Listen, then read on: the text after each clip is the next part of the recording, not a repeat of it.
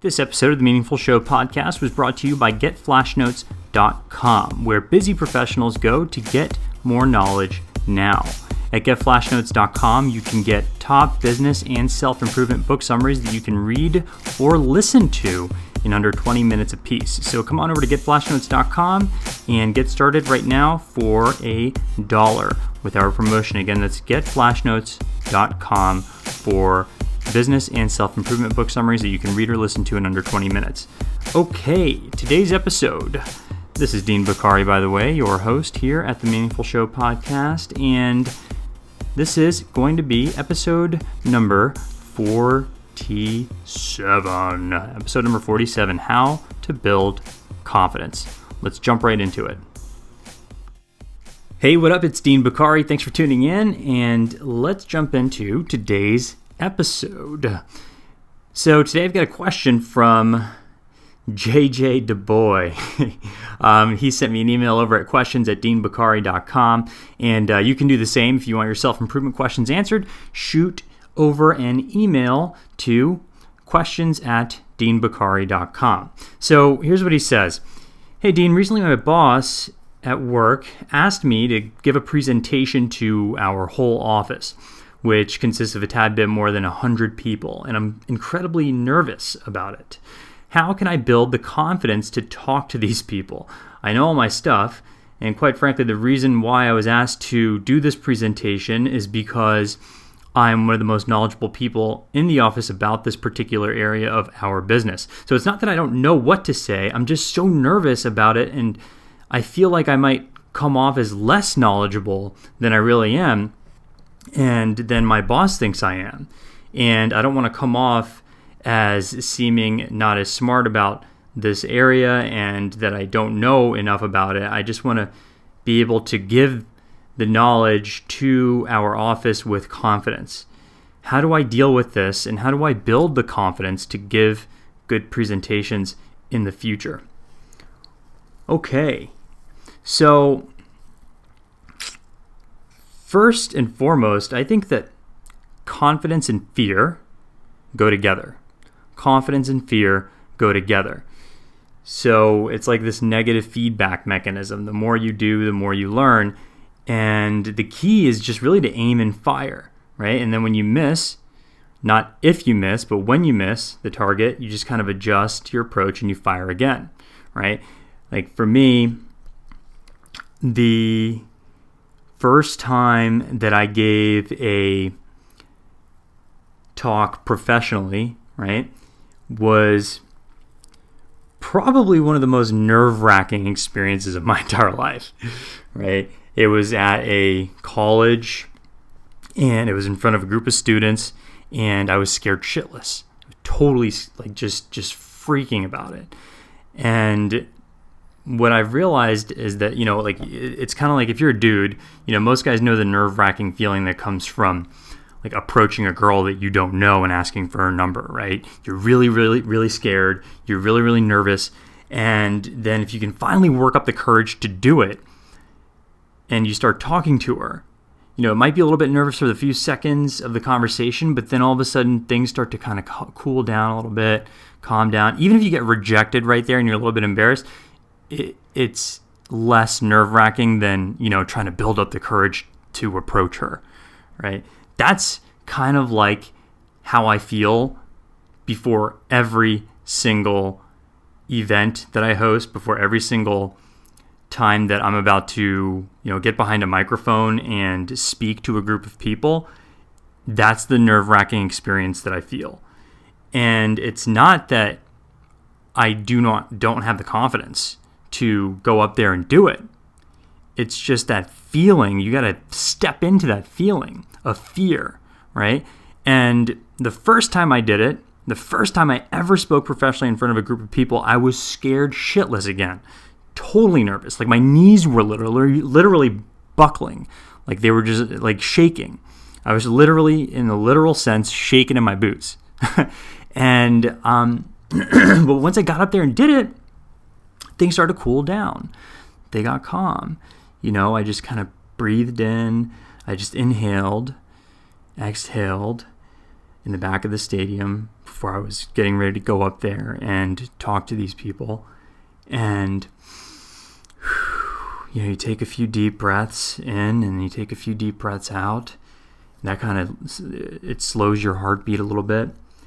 And you just say to yourself, and this is what I always say to myself at this point, because I'm nervous no matter what. Before I go up there, I'm nervous no matter what. But the way that I build confidence is, number one, by doing it more, and number two, by just always repeating to myself right before I go on, is that I've prepared to the best of my ability at this point. There's nothing I can do to be more prepared than I already am for this specific speaking engagement.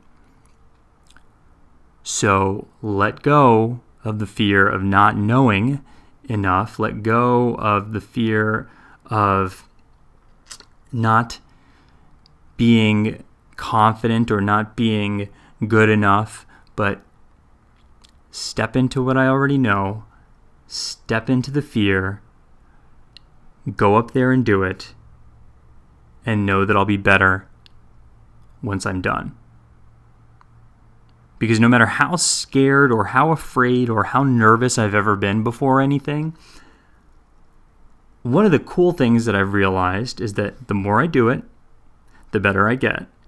And the more I do it, the fear doesn't necessarily go away, but the sort of ability to learn from that experience is more cultivated. The more I do it, the more confident I get. Not to say again that the fear doesn't go away, because the fear doesn't go away. The nervousness never goes away. But the confidence does build. The confidence does get more and more and more exponentially sort of more potent within you. But the only way you can do that is by experiencing the fear, right? The only way you can do that is by doing the thing.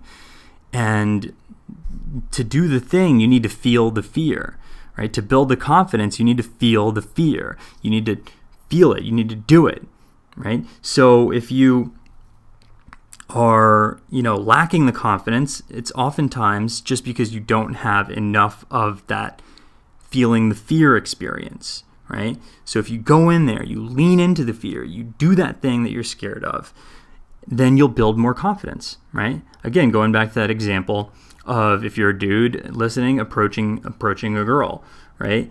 Most guys know how nerve-wracking that is. It's a scary experience, no matter how many girls you've talked to if you're a single dude, or no matter how many times you've approached a woman. It's a nerve-wracking experience, right? And until you finally can just build up that courage and just go and do it, right? Just go and do it. And here's the other thing. The longer you wait, the scarier it gets. Have you noticed that?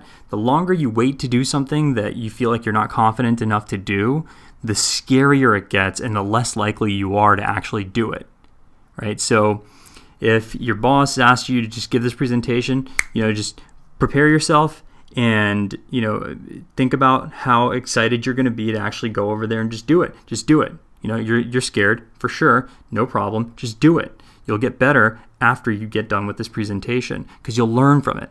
Okay? Here's this negative feedback mechanism that I want to talk to you about really quickly before we go. The negative feedback mechanism is essentially just everything that we are all built with. We all come with this. It's a standard thing in the human package. The more we mess up with something, the more we learn from that something. So the more you do, the more you learn, right? The key, again, is just, you just take out that gun, aim and fire. When you miss the target, not if you miss the target, when you miss the target, you need to adjust your approach and do it again, right? The more you try it, the more you do it, the better you get.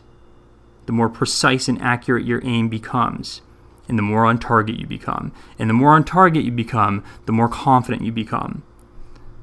So keep that in mind, buddy. I hope that this is helpful to you. It's not that nobody ever just does something and all of a sudden becomes confident, because, confidence, I think the people that think that others have confidence and that they don't are just totally putting the other person on a pedestal, because no one really, it's hard to, if you hear somebody say that I have total confidence and I'm totally confident about everything and I'm the best, then they're the most scared person in the room.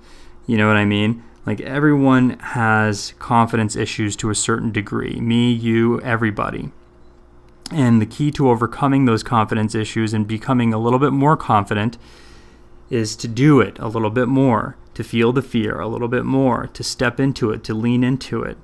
And it's not about necessarily always even building confidence. It's about sort of lessening the fear that comes along with doing these things, because the fear never totally subsides, right?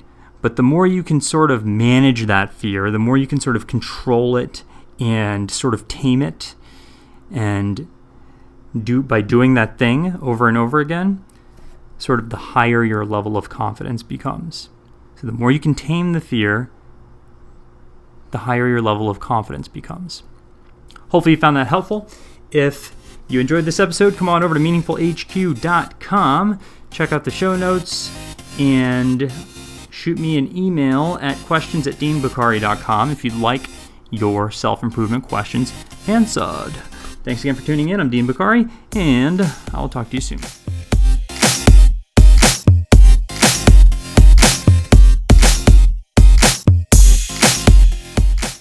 Hey, it's Dean Bukhari. Thanks so much for tuning in to today's episode of the Meaningful Show podcast. I greatly appreciate it.